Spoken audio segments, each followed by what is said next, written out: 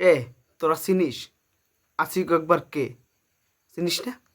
তোরা একজন মানুষকে নিয়ে সমালোচনা শুরু করো এবং শাকিব খানের একটা ছবি মুক্তি পেলে, একটা গান মুক্তি পেলে, টিজার মুক্তি পেলে তোরা শুরু করে দাও cow cow cow cow Puri পরিবেশন না খালি কাউ কাউ করতেছো।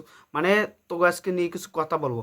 একটা ছবির একটা শিল্পী কিভাবে সে ছবিতে ঢোকে, বা তাছাড়া যে এই কি বলবো, একটা ছবির গল্প কি সেই অনুযায়ী একজন শিল্পীকে নেয়। এখানে যদি আসিফ ইকবালরে লাগে তাহলে আসিফ ইকবালরে নেবে না?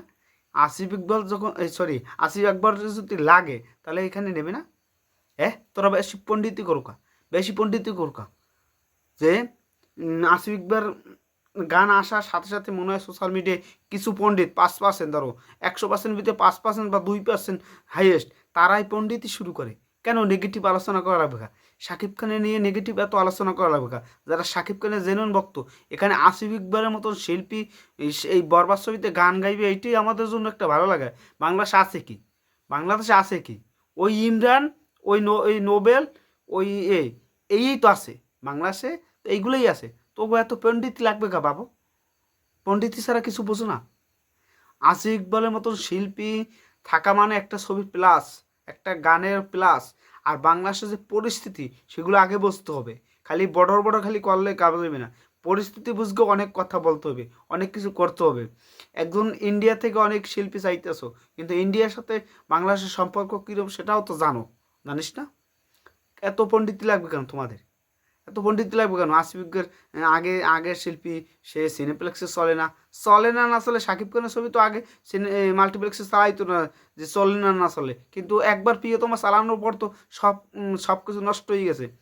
আগে শাকিব খানের ছবি সিনেপ্লেক্সে চালাইতো না এই মূর্খর দলরা। সেই মূর্খর দলরা এখন অনেক, এখন মনে মনে চিন্তা হচ্ছে, অনেক ভুল করছি, কেন শাকিব খানের ছবি চালাই নেই।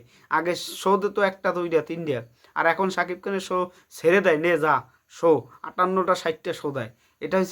এটা হচ্ছে আস্তে আস্তে নিজেকে পরিবর্তন করা। আর এই ছবির গান যদি আশিফ আকবরের মতন ভরাট কণ্ঠে যদি গানটা হয় তাহলে নেবে না?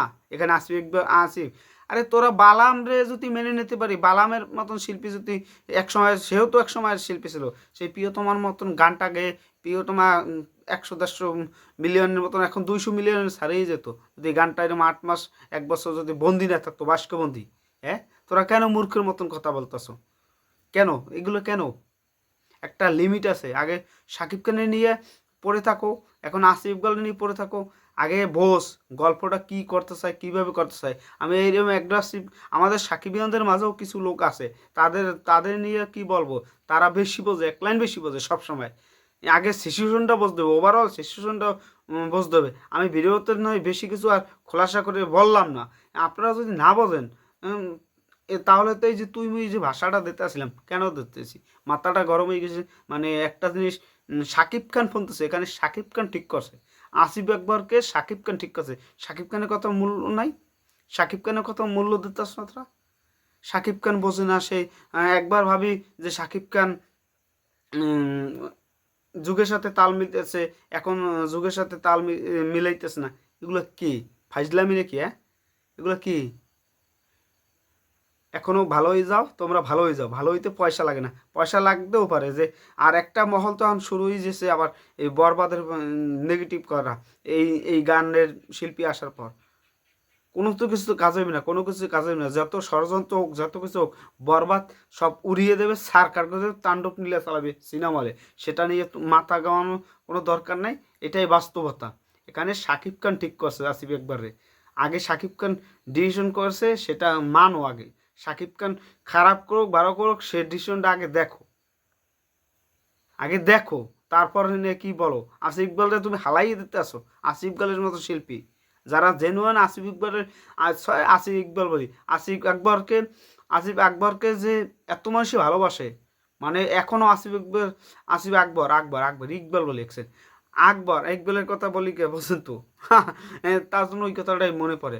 কিন্তু আসিফ ইকবাল পুরো বাংলাদেশে সবাই মুখে মুখে আসিফ ইকবালের আর মমতাজ আছে, এই যে দুইটা শিল্পী বাংলাদেশের সবাই চেনে। পুরো সব শ্রেণীর মানুষের কাছে পরিচিত, সব শ্রেণী। আর এগুলো নিয়ে আর কথা বলতে চাই না। পরিশেষে বলতে চাই, ভালো হয়ে যা। সাকিব খান এটা সাকিব খান কলম নিজে আসিফ ইকবালের ফোন দিয়ে তার গানের প্রস্তাব দিছে, সেটা বুঝতে হয়। সাকিব খানের সম্মান দেয়, সাকিব খানের সম্মান দিয়ে তারপর কথা বল। সাকিব খানের কথার কোনো মূল্য দিতে আছে না তোরা, মূর্খর দল। ভালো এখনো ভালো হয়ে যা, ফাইজলামি করতেছে এখন, মাথাটা গরম বানাইতেছে শুধু শুধু। এই যে তখন গিয়ে কথা বলা লাগবে কিরম, হ্যাঁ?